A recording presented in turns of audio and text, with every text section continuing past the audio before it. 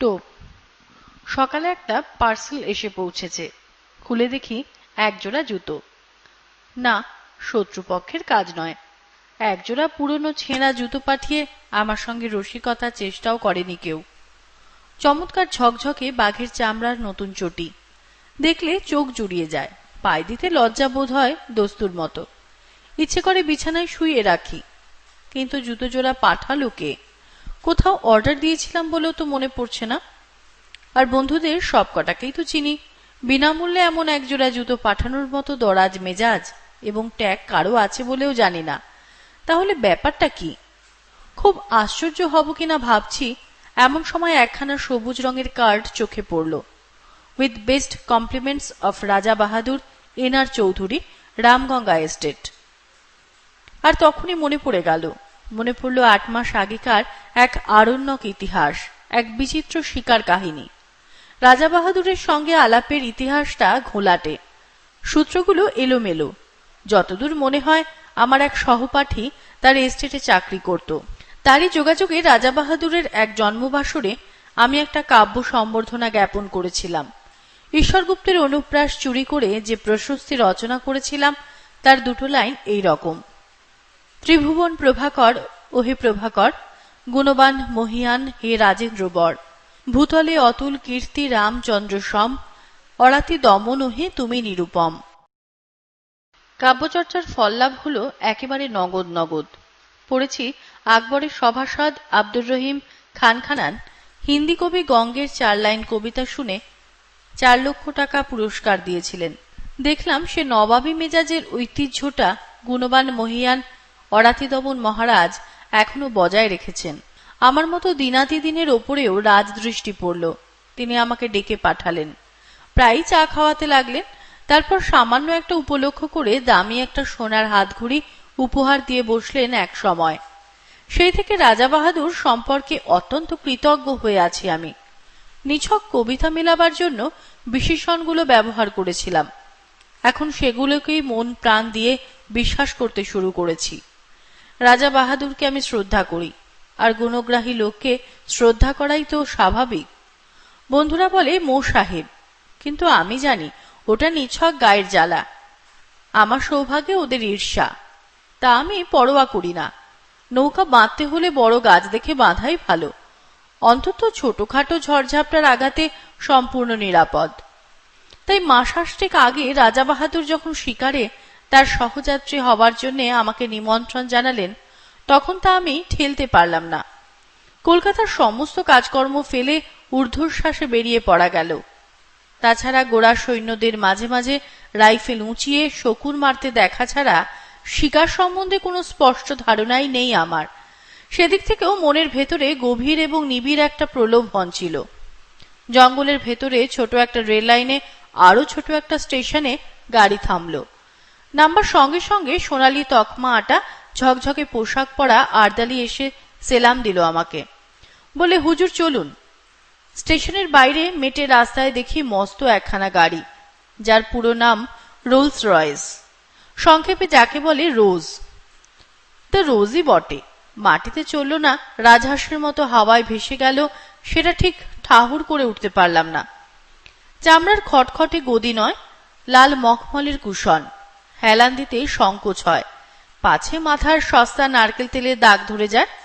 আর বসবার সঙ্গে সঙ্গেই মনে হয় সমস্ত পৃথিবীটা নিচের মাটির ডেলার মতো গুড়িয়ে যাক, আমি এখানে সুখে এবং নিশ্চিন্তে ঘুমিয়ে পড়তে পারি। হাঁসের মতো ভেসে চলল রোজ। মেটে রাস্তায় চলেছে, অথচ এতটুকু ঝাঁকুনি নেই। ইচ্ছে হলো একেবারে ঘাড় বার করে দেখি গাড়িটা ঠিক মাটি দিয়েই চলেছে, না দুহাত ওপর দিয়ে উড়ে চলেছে ওর চাকাগুলো। পথের দুপাশে তখন নতুন একটা জগতের ছবি। সবুজ শালবনের আড়ালে আড়ালে চা বাগানের বিস্তার, চকচকে উজ্জ্বল পাতার শান্ত শ্যামল সমুদ্র, দূরে আকাশের গায়ে কালো পাহাড়ের রেখা। ক্রমশ চা বাগান শেষ হয়ে এলো। পথের দুপাশে ঘন হয়ে দেখা দিতে লাগলো অবিচ্ছিন্ন শালবন। একজন আরদালি জানালো, হুজুর ফরেস্ট এসে পড়েছে। ফরেস্টই বটে। পথের উপর থেকে সূর্যের আলো সরে গেছে, এখন শুধু শান্ত আর বিষণ্ণ ছায়া। রাত্রির শিশির এখনো ভিজিয়ে রেখেছে পথটাকে। রোজের নিঃশব্দ চাকার নিচে মরমর করে সাড়া তুলছে শুকনো শালের পাতা। বাতাসে গুঁড়ো গুঁড়ো বৃষ্টির মতো শালের ফুল ঝরে পড়ছে পথের পাশে, উড়ে আসছে গায়ে। কোথা থেকে চকিতের জন্য ময়ূরের তীক্ষ্ণ চিৎকার ভেসে এলো। দুপাশে নিবিড় শালের বন, কোথাও কোথাও ভেতর দিয়ে খানিকটা দৃষ্টি চলে, কখনো কখনো বুনো ঝোপে আচ্ছন্ন।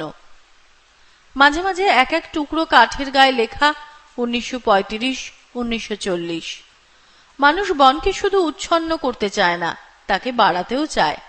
এইসব প্লটে বিভিন্ন সময় নতুন করে শালের চারা রোপণ করা হয়েছে, এ তারই নির্দেশ। বনের রূপ দেখতে দেখতে চলেছি। মাঝে মাঝে ভয় যে না করছিল এমন নয়। এই ঘন জঙ্গলের মধ্যে হঠাৎ যদি গাড়ির ইঞ্জিন খারাপ হয়ে যায়, আর তাকে বুঝে যদি লাফ মারে একটা বুনো জানোয়ার, তাহলে পকেটের ফাউন্টেন পেনটা ছাড়া আত্মরক্ষার আর কোনো অস্ত্র টস্ত্র সঙ্গে নেই। শেষটায় আর থাকতে না পেরে জিজ্ঞাসা করে বসলাম, হ্যাঁ রে, এখানে বাঘ আছে? ওরা অনুকম্পার হাসি হাসল। হ্যাঁ হুজুর। ভালুক? রাজার সহবত, কাজেই যতটুকু জিজ্ঞাসা করব ঠিক ততটুকুই উত্তর। ওরা বলল, হ্যাঁ হুজুর। অজগর সাপ? জি মালিক। প্রশ্ন করার উৎসাহ ওই পর্যন্তই এসে থেমে গেল আমার। যেরকম দ্রুত উত্তর দিয়ে যাচ্ছে, তাতে কোনো প্রশ্নই যে না বলে আমাকে আশ্বস্ত করবে এমন তো মনে হচ্ছে না। যতদূর মনে হচ্ছিল গরিলা, হিপোপটেমাস, ভ্যাম্পায়ার কোনো কিছুই বাকি নেই। এখানে জুলু কিংবা ফিলিপিনেরাও বিষাক্ত বুমেরাং বাগিয়ে আছে কিনা এবং মানুষ পেলে তারা বেগুন পোড়া করে খেতে ভালোবাসে কিনা, এ জাতীয় একটা কুটিল জিজ্ঞাসাও আমার মনে জেগে উঠেছে ততক্ষণে। কিন্তু নিজেকে সামলে নিলাম। খানিকটা আসতেই গাড়িটা ঘস ঘস করে ব্রেক কষল একটা। আমি প্রায় আর্তনাদ করে উঠলাম, কি রে, বাঘ নাকি? আর্দালিরা মুচকে হাসল। না হুজুর, এসে পড়েছি। ভালো করে তাকিয়ে দেখি সত্যিই তো এসে পড়েছে, সন্দেহ নেই। পথের বাঁদিকে ঘন শালবনের ভেতরে একটুখানি ফাঁকা জমি, সেখানে কাঠের তৈরি বাংলো প্যাটার্নের একখানা দোতলা বাড়ি। এই নিবিড় জঙ্গলের ভেতর যেমন আকস্মিক তেমনি অপ্রত্যাশিত। গাড়ির শব্দে বাড়িটার ভেতর থেকে 2-3 জন চাপরাশি বেরিয়ে এলো ব্যতিব্যস্ত হয়ে। এতক্ষণ লক্ষ্য করিনি। এবার দেখলাম বাড়ির সামনে চওড়া একটা গড়খাই কাটা। লোকগুলো ধরাধরি করে মস্ত বড় এক ফালি কাঠ খাটটার ওপরে সাঁকোর মতো বিছিয়ে দিলে। তারই ওপর দিয়ে গাড়ি গিয়ে দাঁড়ালো রাজা বাহাদুর এনআর চৌধুরীর হান্টিং বাংলোর সামনে। আরে আরে, কি সৌভাগ্য! রাজা বাহাদুর স্বয়ং এসে বারান্দায় দাঁড়িয়েছেন আমার অপেক্ষায়। একগাল হেসে বললেন, আসুন আসুন, আপনার জন্য আমি এখনো চা পর্যন্ত খাইনি। শ্রদ্ধায় আর বিনয়ে আমার মাথা নিচু হয়ে গেল। মুখে কথা জোগালো না, শুধু বেকুবের মতো কৃতার্থের হাসি হাসলাম একগাল। রাজা বাহাদুর বললেন, এত কষ্ট করে আপনি যে আসবেন সে ভাবতেই পারিনি। বড় আনন্দ হলো। চলুন চলুন, ওপরে চলুন। এত গুণ না থাকলে কি আর রাজা হয়? একেই বলে রাজোচিত বিনয়। রাজা বাহাদুর বললেন, আগে স্নান করে রিফ্রেশড হয়ে আসুন। টি ইজ গেটিং রেডি। বয়, সাহেবকে গোসলখানা মে লে যাও। 40 বছরের দাঁড়িওয়ালা বয়, নিঃসন্দেহে বাঙালি, তবু হিন্দি করে হুকুমটা দিলেন রাজা বাহাদুর, কারণ ওটাই রাজকীয় দস্তুর। বয় আমাকে গোসলখানায় নিয়ে গেল। আশ্চর্য, এই জঙ্গলের ভেতরেও এত নিখুঁত আয়োজন। এমন একটা বাথরুমে জীবনে আমি স্নান করিনি।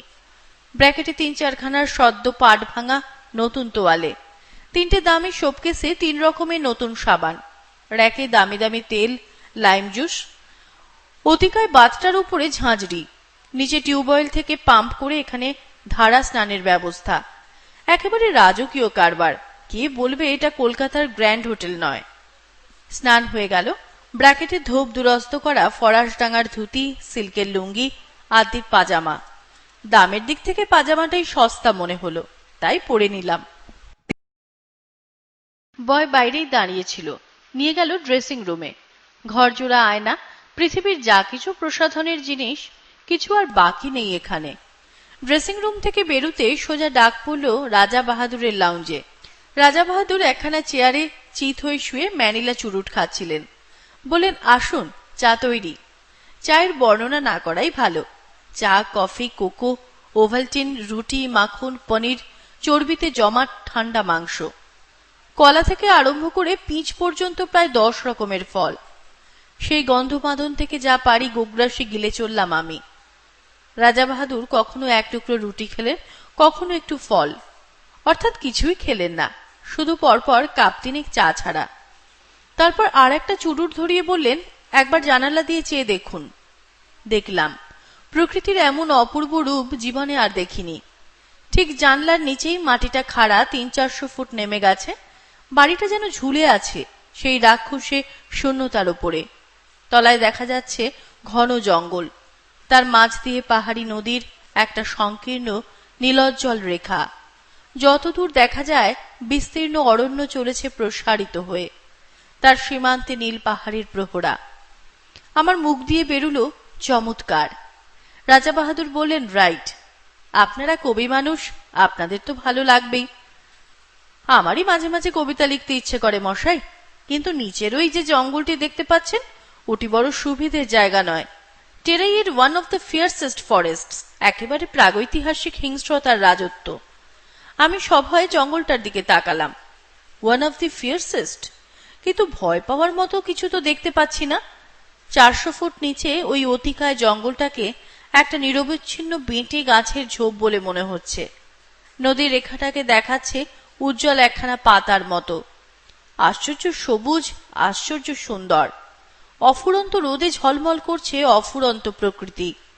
পাহাড়টা যেন গাঢ় নীল রং দিয়ে আঁকা। মনে হয় উপর থেকে ঝাঁপ দিয়ে পড়লে ওই স্তব্ধ গম্ভীর অরণ্য যেন আদর করে বুকে টেনে নেবে রাশি রাশি পাতার একটা নরম বিছানার ওপরে। অথচ আমি বললাম, ওখানেই শিকার করবেন নাকি? খেপেছেন? নামবো কি করে? দেখছেন তো পেছনে 400 ফুট খাড়া পাহাড়। আজ পর্যন্ত ওখানে কোনো শিকারীর বন্দুক গিয়ে পৌঁছায়নি। তবে হ্যাঁ, ঠিক শিকার করি না বটে, আমি মাঝে মাঝে মাছ ধরি ওখান থেকে। মাছ ধরেন? আমি হাঁ করলাম।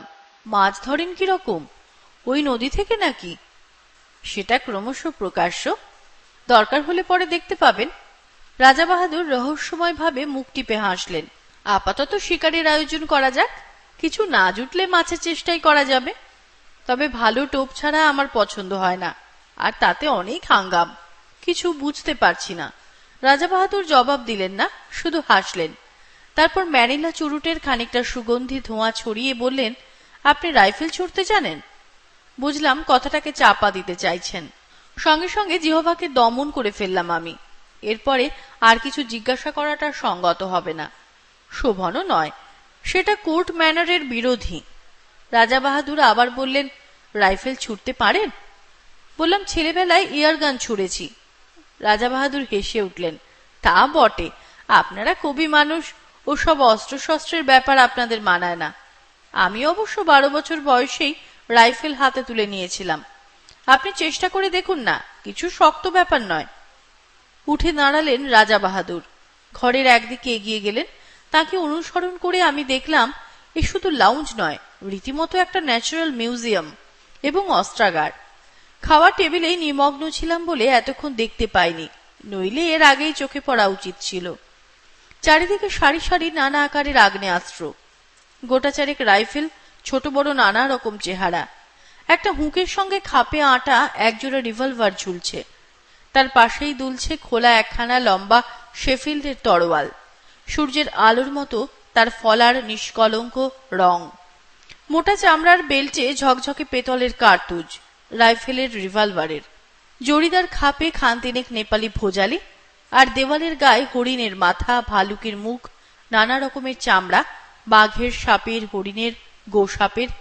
একটা টেবিলে অতিকায় হাতির মাথা, দুটো বড় বড় দাঁত এগিয়ে আছে সামনের দিকে। বুঝলাম এরা রাজাবাহাদুরের বীর কীর্তির নিদর্শন।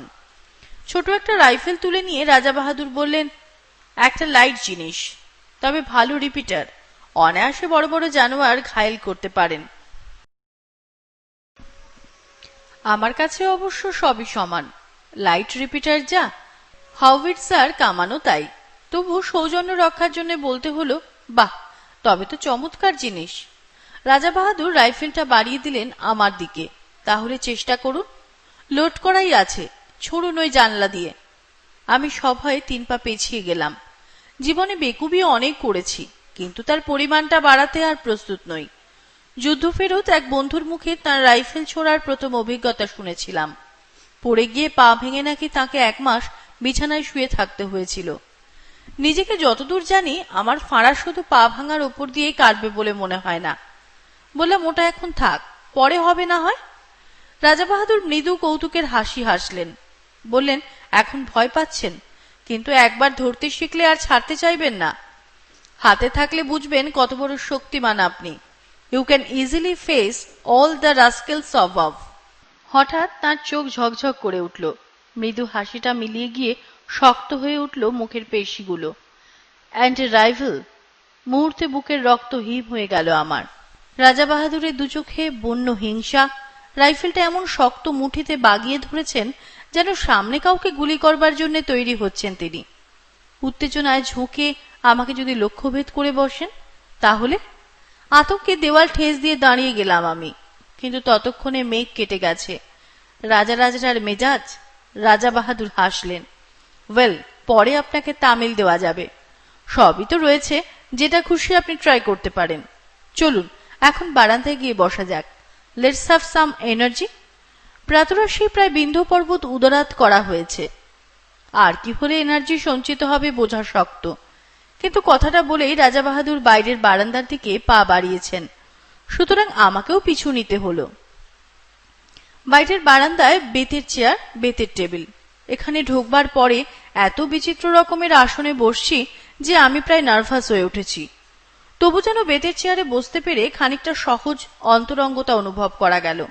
এটা অন্তত চেনা জিনিস। আর বসবার সঙ্গে সঙ্গেই বোঝা গেল এনার্জি কথাটার আসল তাৎপর্য কি। বেয়ারা তৈরিই ছিল। ট্রেতে করে একটি ফেনিল গ্লাস সামনে এনে রাখল। অ্যালকোহলের উগ্র গন্ধ ছড়িয়ে গেল বাতাসে। রাজা বাহাদুর স্মিত হাস্যে বললেন, চলবে? সবিনয় জানালাম, না। তবে বিয়ার আনবে? একেবারে মেয়েদের ড্রিঙ্ক, নেশা হবে না। না থাক, অভ্যেস নেই কোনোদিন। গুড কন্ডাক্টের প্রাইজ পাওয়া ছেলে। রাজা বাহাদুরের সুরে অনুকম্পার আভাস। আমি কিন্তু 14 বছর বয়সেই প্রথম ড্রিঙ্ক ধরি। রাজার ব্যাপার সবই অলৌকিক। জন্মাবার সঙ্গে সঙ্গেই কেউটের বাচ্চা, সুতরাং মন্তব্য অনাবশ্যক। ট্রে বারবার যাতায়াত করতে লাগলো। রাজা বাহাদুরের প্রখর উজ্জ্বল চোখ দুটো ঘোলাটে হয়ে এলো ক্রমশ। ফর্সা গাল গোলাপি রং ধরল।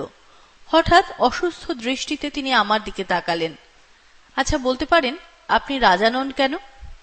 এরকম একটা প্রশ্ন করলে বোকার মতো দাঁত বের করে থাকা ছাড়া আর গত্যন্তর নেই। আমিও তাই করলাম। বলতে পারলেন না? না। আপনি মানুষ মারতে পারেন? এ আবার কিরকম কথা? আমার আতঙ্ক জাগল। না। তাহলে বলতে পারবেন না? You are absolutely hopeless. উঠে দাঁড়িয়ে ঘরের দিকে পা বাড়ালেন রাজা বাহাদুর। বলে গেলেন, আই পিটি ইউ। বুঝলাম নেশাটা বেশ চড়েছে।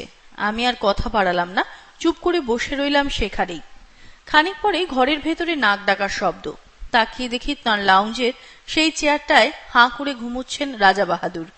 মুখের কাছে কতগুলো মাছি উঠছে ভন ভন করে। সেই দিন রাত্রেই শিকারের প্রথম অভিজ্ঞতা। জঙ্গলের ভেতর বসে আছি মোটরে। দুটো তীব্র হেডলাইটের আলো পড়েছে সামনের সংকীর্ণ পথে আর দুধারে শালবনে। ওই আলোর রেখার বাইরে অবশিষ্ট জঙ্গলটায় যেন প্রেতপুরীর জমাট অন্ধকার। রাত্রির তমসায় আদিম হিংসা সজাগ হয়ে উঠেছে চারিদিকে। অনুভব করছি সমস্ত স্নায়ু দিয়ে। এখানে হাতির পাল ঘুরছে দূরের কোনো পাহাড়ের পাথর গুঁড়িয়ে গুঁড়িয়ে। ঝোপের ভেতর অজগর প্রতীক্ষা করে আছে অসতর্ক শিকারের আশায়। আসন্ন বিপদের সম্ভাবনায় উৎকর্ণ হয়ে আছে হরিণের পাল। আর কোনো একটা খাদের ভেতরে জলজল করছে ক্ষুধার্ত বাঘের চোখ। কালো রাত্রিতে জেগে আছে কালো অরণ্যের প্রাথমিক জীবন। রোমাঞ্চিত ভীত প্রতীক্ষায় চুপ করে বসে আছি মোটরের মধ্যে। কিন্তু হিংসার রাজত্ব শালবন ডুবে আছে একটা আশ্চর্য স্তব্ধতায়। শুধু কানের কাছে অবিশ্রান্ত মশার গুঞ্জন ছাড়া আর কোনো শব্দ নেই। মাঝে মাঝে অল্প বাতাস দিচ্ছে। শালের পাতায় উঠেছে এক একটা মৃদু মর্মর। আর কখনো ডাকছে বনমুরগি, ঘুমের মধ্যে পাখা ঝাপটাচ্ছে ময়ূর। মনে হচ্ছে এই গভীর ভয়ঙ্কর অরণ্যের প্রাণীগুলো যেন নিঃশ্বাস বন্ধ করে একটা নিশ্চিত কোনো মুহূর্তের প্রতীক্ষা করে আছে। আমরাও প্রতীক্ষা করে আছি। মোটরের মধ্যে নিঃসাড় হয়ে বসে আছি আমরা, একটি কথাও বলবার উপায় নেই। রাইফেলের নল ইঞ্জিনের উপর বাড়িয়ে দিয়ে শিকারী বাঘের মতোই তাকিয়ে আছেন রাজা বাহাদুর। চোখ দুটো উগ্র প্রখর হয়ে আছে হেডলাইটের তীব্র আলোক রেখাটার দিকে। একটা জানোয়ার ওই রেখাটা পেরুবার দুঃসাহস করলেই রাইফেল গর্জন করে উঠবে। কিন্তু জঙ্গলের সেই আশ্চর্য স্তব্ধতা, অরণ্য যেন আজ রাত্রে বিশ্রাম করছে। একটি রাত্রের জন্য ক্লান্ত হয়ে জানোয়ারগুলো ঘুমিয়ে পড়েছে খাদের ভেতরে, ঝোপের আড়ালে। কেটে চলেছে মন্থর সময়। রাজা বাহাদুরের হাতের রেডিয়াম ডায়াল ঘড়িটা একটা সবুজ চোখের মতো জ্বলছে। রাত 1:30 পেরিয়ে গেছে। ক্রমশ উসখুস করছেন উৎকীর্ণ রাজা বাহাদুর। না, হোপলেস, আজ আর পাওয়া যাবে না।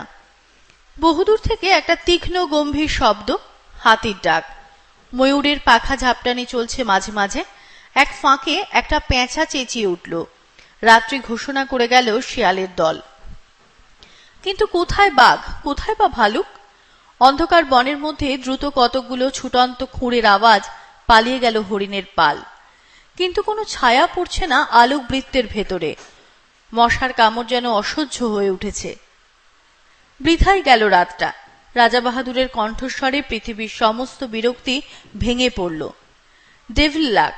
সিটের পাশ থেকে একটা ফ্লাস্ক তুলে নিয়ে ঢকঢক করে ঢাললেন গলাতে। ছড়িয়ে পড়ল হুইস্কির কটু গন্ধ। Thank heavens. রাজা বাহাদুর হঠাৎ নড়ে বসলেন চকিত হয়ে। নক্ষত্র বেগে হাতটা চলে গেল রাইফেলের ট্রিগারে। শিকার এসে পড়েছে। আমিও দেখলাম। বহুদূর থেকে আলোর রেখাটার ভেতর কি একটা জানোয়ার দাঁড়িয়ে আছে স্থির হয়ে। এমন একটা জোরালো আলো চোখে পড়াতে কেমন দিশেহারা হয়ে গেছে। তাকিয়ে আছে এই দিকেই। দুটো জোনাকির বিন্দুর মতো চিকচিক করছে তার চোখ। ড্যাম! রাইফেল থেকে হাত সরিয়ে নিলেন রাজা বাহাদুর। কিন্তু পর মুহূর্তেই চাপা উত্তেজিত গলায় বললেন, থাক, আজ ছুঁচোই মারব। দুম করে রাইফেল গর্জন করে উঠল।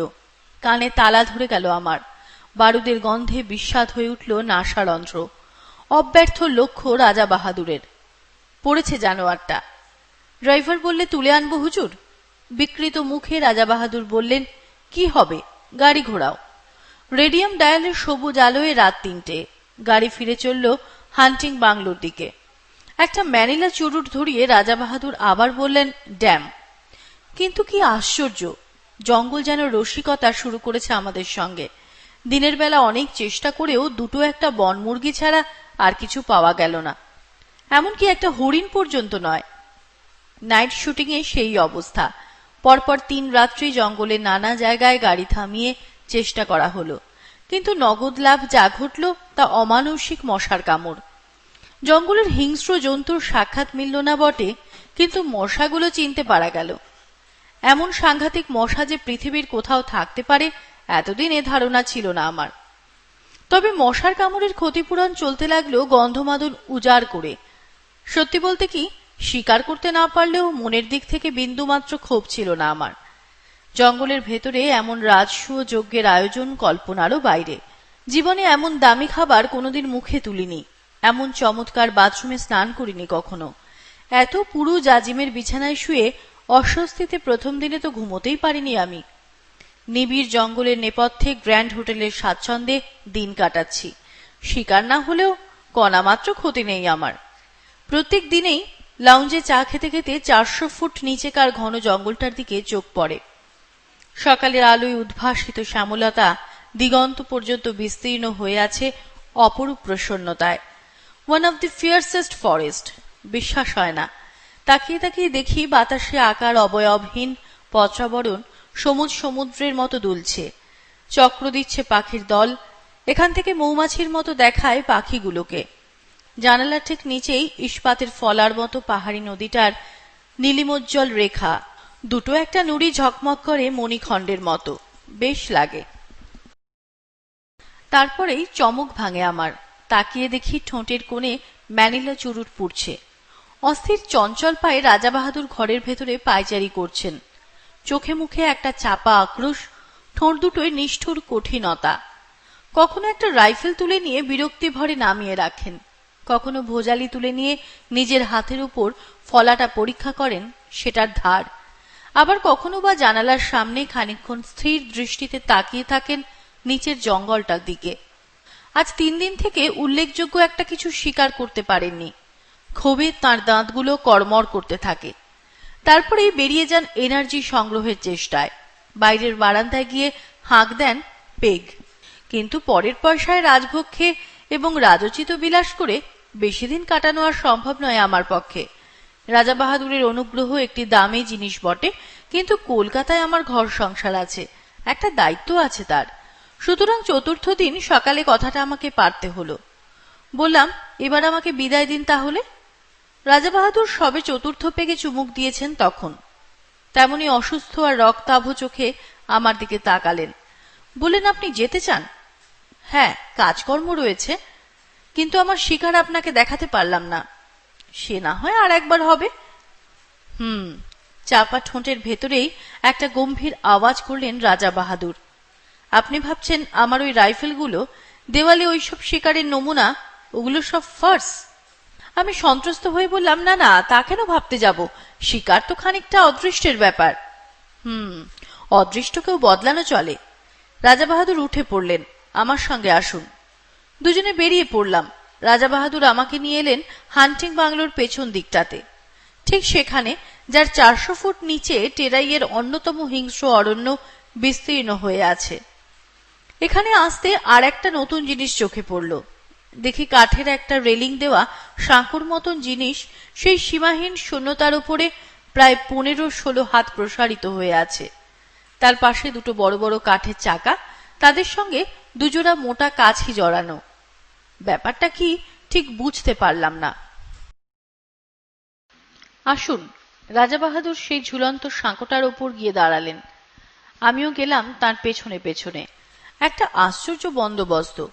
ঠিক সাঁকোটার নিচেই পাহাড়ি নদীটির রেখা, নুড়ি মেশানো সংকীর্ণ বালুতট তার দুপাশে, তাছাড়া জঙ্গল আর জঙ্গল। নিচে তাকাতে আমার মাথা ঘুরে উঠল। রাজা বাহাদুর বললেন, জানেন এসব কি? না, আমার মাছ ধরবার বন্দোবস্ত। এর কাজ খুব গোপনে, নানা হাঙ্গামা আছে, কিন্তু অব্যর্থ। ঠিক বুঝতে পারছি না। আজ রাত্রেই বুঝতে পারবেন। শিকার দেখাতে আপনাকে ডেকে এনেছি, নতুন একটা শিকার দেখাবো, কিন্তু কোনোদিন এর কথা কারো কাছে প্রকাশ করতে পারবেন না।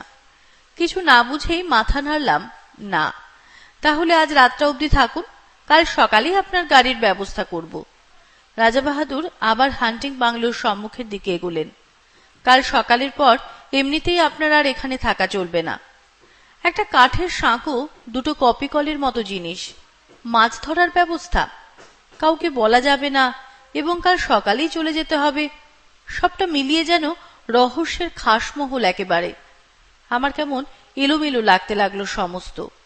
কিন্তু ভালো করে জিজ্ঞাসা করতে পারলাম না। রাজা বাহাদুরকে বেশি প্রশ্ন করতে কেমন অস্বস্তি লাগে আমার, অনধিকার চর্চা মনে হয়। বাংলোর সামনে 3-4টে ছোট ছোট নোংরা ছেলে মেয়ে খেলা করে বেড়াচ্ছে। হিন্দুস্তানি কিপারটার বেওয়ারিশ সম্পত্তি। কিপারটাকে সকালে রাজা বাহাদুর শহরে পাঠিয়েছেন, কিছু দরকারি জিনিসপত্র কিনে কাল সে ফিরবে। ভারী বিশ্বাসী আর অনুগত লোক। মাতৃহীন ছেলেমেয়েগুলো সারাদিন হুটোপাটি করে ডাক বাংলোর সামনে। রাজা বাহাদুর বেশ অনুগ্রহের চোখে দেখেন ওদের। দোতলা জানলা থেকে পয়সা, রুটি কিংবা বিস্কুট ছুড়ে দেন, নিচে ওরা সেগুলো নিয়ে কুকুরের মতো লোফালুফি করে। রাজা বাহাদুর তাকিয়ে তাকিয়ে দেখেন সকৌতুকে। আজও ছেলেমেয়েগুলো হুল্লোড় করে তাঁর চারিপাশে এসে ঘিরে দাঁড়ালো। বলে, হুজুর সেলাম। রাজা বাহাদুর পকেটে হাত দিয়ে কতগুলো পয়সা ছড়িয়ে দিলেন ওদের ভেতরে। হরিণ লুঠের মতো কাড়াকাড়ি পড়ে গেল। বেশ ছেলেমেয়েগুলো, 2 থেকে 8 বছর পর্যন্ত বয়স। আমার ভারী ভালো লাগে ওদের। আরণ্যক জগতের শাল শিশুদের মতো সতেজ আর জীবন্ত প্রকৃতির ভেতর থেকে প্রাণ আহরণ করে যেন বড় হয়ে উঠেছে। সন্ধ্যায় ডিনার টেবিলে বসে আমি বললাম, আজ রাত্রে মাছ ধরবার কথা আছে আপনার। চোখের কোণা দিয়ে আমার দিকে তাকালেন রাজা বাহাদুর। লক্ষ্য করেছি আজ সমস্ত দিন বড় বেশি মদ খাচ্ছেন আর ক্রমাগত চুরুট টেনে চলেছেন। ভালো করে আমার সঙ্গে কথা পর্যন্ত বলেননি। ভেতরে ভেতরে কিছু একটা ঘটে চলেছে তার। রাজা বাহাদুর সংক্ষেপে বললেন, আমি সসংকোচে জিজ্ঞাসা করলাম, কখন হবে? এক মুখ ম্যানিলা চুরুটের ধোঁয়া ছড়িয়ে তিনি জবাব দিলেন, সময় হলে ডেকে পাঠাবো, এখন আপনি গিয়ে শুয়ে পড়ুন, স্বচ্ছন্দে কয়েক ঘন্টা ঘুমিয়ে নিতে পারেন। শেষ কথাটা পরিষ্কার আদেশের মতো শোনালো। বুঝলাম আমি বেশিক্ষণ আর তাঁর সঙ্গে কথা বলি এ তিনি চান না। তাড়াতাড়ি শুয়ে পড়তে বলাটা অতিথি পরায়ণ গৃহস্থের অনুনয় নয়, রাজার নির্দেশ, এবং সে নির্দেশ পালন করতে বিলম্ব না করাই ভালো। কিন্তু অতি নরম জাজিমের বিছানায় শুয়েও ঘুম আসছে না। মাথার ভিতর আবর্তিত হচ্ছে অসংলগ্ন চিন্তা। মাছ ধরা, কাঠের সাঁকো, কপিকল, অত্যন্ত গোপনীয়, অতল রহস্য। তারপর এপাশ ওপাশ করতে করতে কখন যে চৈতন্য আচ্ছন্ন হয়ে এলো তা আমি নিজেই টের পাইনি। মুখের উপর ঝাঁঝালো একটা টর্চের আলো পড়তে আমি ধর্মর করে উঠে পড়লাম। রাত তখন কটা ঠিক জানি না। আরণ্যক পরিবেশে নির্জনতা আবির্ভূত। বাহিরে শুধু তীব্র কণ্ঠ ঝিঁঝির ডাক। আমার গায়ে বরফের মতো ঠান্ডা একটা হাত পড়েছে কার, সে হাতের স্পর্শে পা থেকে মাথা পর্যন্ত শিউরে গেল আমার। রাজা বাহাদুর বললেন, সময় হয়েছে, চলুন। আমি কি বলতে চাচ্ছিলাম, ঠোঁটে আঙুল দিলেন রাজা বাহাদুর। কোনো কথা নয়, আসুন। এই গভীর রাত্রে এমনই নিঃশব্দে আহ্বান, সবটা মিলিয়ে একটা রোমাঞ্চকর উপন্যাসের পটভূমি তৈরি হয়েছে যেন। কেমন একটা অস্বস্তি, একটা অনিশ্চিত ভয়ে গা ছমছম করতে লাগলো আমার। মন্ত্রমুগ্ধের মতো রাজা বাহাদুরের পেছনে পেছনে বেরিয়ে এলাম। হান্টিং বাংলোটা অন্ধকার, একটা মৃত্যুর শীতলতা ঢেকে রেখেছে তাকে। একটানা ঝিঁঝির ডাক, চারিদিকে অরণ্যে কান্নার শব্দের মতো পত্র মর্মর। গভীর রাত্রিতে জঙ্গলের মধ্যে মোটর থামিয়ে বসে থাকতে আমার ভয় করেছিল, আজও ভয় করছে। কিন্তু এ ভয়ের চেহারা আলাদা, এর মধ্যে আর একটা কি যেন মিশে আছে, ঠিক বুঝতে পারছি না। অথচ পাও সরতে চাইছে না আমার। মুখের ওপরে একটা টর্চের আলো। রাজা বাহাদুরের হাতের স্পর্শটা বরফের মতো ঠান্ডা, ঠোঁটে আঙুল দিয়ে নীরবতার সেই দুর্বোধ্য কুটিল সংকেত। টর্চের আলোয় পথ দেখিয়ে রাজা বাহাদুর আমাকে সেই ঝুলন্ত সাঁকোটার কাছে নিয়ে এলেন। দেখি তার উপরে শিকারের আয়োজন, দুখানা চেয়ার পাতা, দুটো তৈরি রাইফেল। দুজন বেয়ারা একটা কপিকলের চাকা ঘুরিয়ে কি একটা জিনিস নামিয়ে দিচ্ছে নিচের দিকে। এক মুহূর্তের জন্য রাজা বাহাদুর তাঁর 9 সেলের হান্টিং টর্চটা নিচের দিকে ফ্ল্যাশ করলেন। প্রায় 250 ফুট নিচে সাদা পুঁটলির মতো কি একটা জিনিস কপিকলের দড়ির সঙ্গে নেমে যাচ্ছে দ্রুত বেগে। আমি বললাম, ওটা কি রাজা বাহাদুর? মাছের টোপ, কিন্তু এখনো কিছু বুঝতে পারছি না। একটু পরে বুঝবেন, এখন চুপ করুন। এবারে স্পষ্ট ধমক দিলেন আমাকে। মুখ দিয়ে ভকভক করে হুইস্কির তীব্র গন্ধ বেরুচ্ছে। রাজা বাহাদুর প্রকৃতিস্থ নেই, আর কিছুই বুঝতে পারছি না আমি। আমার মাথার ভেতর সব যেন গন্ডগোল হয়ে গেছে। একটা দুর্বোধ্য নাটকের নির্বাক দ্রষ্টার মতো রাজা বাহাদুরের পাশে চেয়ারটাতে আসন নিলাম আমি। ওদিকে ঘন কালো বনান্তের উপরে ভাঙা চাঁদ দেখা দিল। তার খানিকটা ম্লান আলো এসে পড়ল 400 ফুট নিচের নদীর জলে, তার ছড়ানো মণিখণ্ডের মতো নুড়িগুলোর ওপরে। আবছাভাবে যেন দেখতে পাচ্ছি কপিকলের দড়ির সঙ্গে বাঁধা সাদা পুটলিটা অল্প অল্প নড়ছে বালির ওপরে। এক হাতে রাজা বাহাদুর রাইফেলটা বাগিয়ে ধরে আছেন, আর এক হাতে মাঝে মাঝে আলো ফেলছেন নিচের পুটলিটায়। চোখে তো আলোয় যেটুকু মনে হচ্ছে পুটলিটা যেন জীবন্ত, অথচ কি জিনিস কিছু বুঝতে পারছি না। এ নাকি মাছের টোপ? কিন্তু কি এ মাছ, এ কিসের টোপ? আবার সেই স্তব্ধতার প্রতীক্ষা। মুহূর্ত কাটছে, মিনিট কাটছে, ঘন্টা কাটছে। রাজা বাহাদুরের টর্চের আলো বারে বারে পিছলে পড়ছে নিচের দিকে। দিগন্ত প্রসার হিংস্র অরণ্য ভাঙা ভাঙা জ্যোৎস্নায় দেখাচ্ছে তরঙ্গিত একটা সমুদ্রের মতো। নিচের নদীটা ঝকঝক করছে যেন একখানা খাপ খোলা তলোয়ার। অবাক বিস্ময়ে আমি বসে আছি। মিনিট কাটছে, ঘন্টা কাটছে। টোপ ফেলে মাছ ধরছেন রাজা বাহাদুর, অথচ সব ধোঁয়াটে লাগছে আমার। কান পেতে শুনছি ঝিঁঝির ডাক, দূরে হাতির গর্জন, শালপাতার মর্মর। এ প্রতীক্ষার তত্ত্ব আমার কাছে দুর্বোধ্য। শুধু হুইস্কি আর ম্যানিলা চুরুটের গন্ধ এসে লাগছে আমার। মিনিট কাটছে, ঘন্টা কাটছে। রেডিয়াম ডায়াল ঘড়ির কাঁটা চলেছে ঘুরে। ক্রমশ যেন সম্মোহিত হয়ে গেলাম, ক্রমশ যেন ঘুম এলো আমার। তারপরেই হঠাৎ কানের কাছে বিকট শব্দে রাইফেল সাড়া দিয়ে উঠল। 400 ফুট নিচ থেকে উপরের দিকে উৎক্ষিপ্ত হয়ে উঠল প্রচণ্ড বাঘের গর্জন। চেয়ারটা শুদ্ধ আমি কেঁপে উঠলাম। টর্চের আলোটা সোজা পড়ছে নুড়ি ছড়ানো বালির ডাঙাটার উপরে। পরিষ্কার দেখতে পেলাম ডোরাকাটা অতিকায় একটা বিশাল জানোয়ার সাদা পুঁটলিটার উপরে একখানা থাবা চাপিয়ে দিয়ে পড়ে আছে। সাপের মতো লেজ আঁচড়াচ্ছে অন্তিম আক্ষেপে। উপর থেকে ইন্দ্রের বজ্রের মতো অব্যর্থ গুলি গিয়ে লেগেছে তার মাথায়। এত উপর থেকে এমন দুর্নিবার মৃত্যু নামবে আশঙ্কা করতে পারিনি। রাজা বাহাদুর সোৎসাহে বললেন, ফতে। এতক্ষণ মাছ ধরবার ব্যাপারটা বুঝতে পেরেছি। সোৎসাহে সোল্লাসে বললাম, মাছ তো ধরলেন, ডাঙায় তুলবেন কেমন করে? ওই কপি কল দিয়ে, ওই জন্যই তো ওগুলোর ব্যবস্থা। ব্যাপারটা যেমন বিচিত্র তেমনই উপভোগ্য। আমি রাজা বাহাদুরকে অভিনন্দিত করতে যাব। এমন সময় পরিষ্কার শুনতে পেলাম শিশুর গোঙানি, ক্ষীণ অথচ নির্ভুল। কিসের শব্দ? 400 ফুট নিচ থেকে ওই শব্দটা আসছে। হ্যাঁ, কোনো ভুল নেই, মুখের বাঁধন খুলে গেছে, কিন্তু বড় দেরিতে। আমার রক্ত হিম হয়ে গেল, আমার চুল খাড়া হয়ে উঠল। আমি পাগলের মতো চিৎকার করে উঠলাম, রাজা বাহাদুর, কিসের টোপ আপনার? কি দিয়ে আপনি মাছ ধরলেন? চুপ! একটা কালো রাইফেলের নল আমার বুকে ঠেকালেন রাজা বাহাদুর। তারপরেই আমার চারিদিকে পৃথিবীটা পাক খেতে খেতে হাওয়ায় গড়া একটা বুদবুদের মতো শূন্যে মিলিয়ে গেল। রাজা বাহাদুর জাপটে না ধরলে 400 ফুট নিচেই পড়ে যেতাম হয়তো। কিপারের একটা বেওয়ারিশ ছেলে যদি জঙ্গলে হারিয়ে গিয়ে থাকে তা অস্বাভাবিক নয়, তাতে কারো ক্ষতি নেই। কিন্তু প্রকাণ্ড রয়্যাল বেঙ্গল মেরেছিলেন রাজা বাহাদুর, লোককে ডেকে দেখানোর মতো।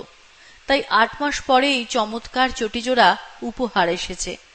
8 মাস আগেকার সে রাত্রি এখন স্বপ্ন হয়ে যাওয়াই ভালো। কিন্তু এই চটিজোড়া অতি মনোরম বাস্তব।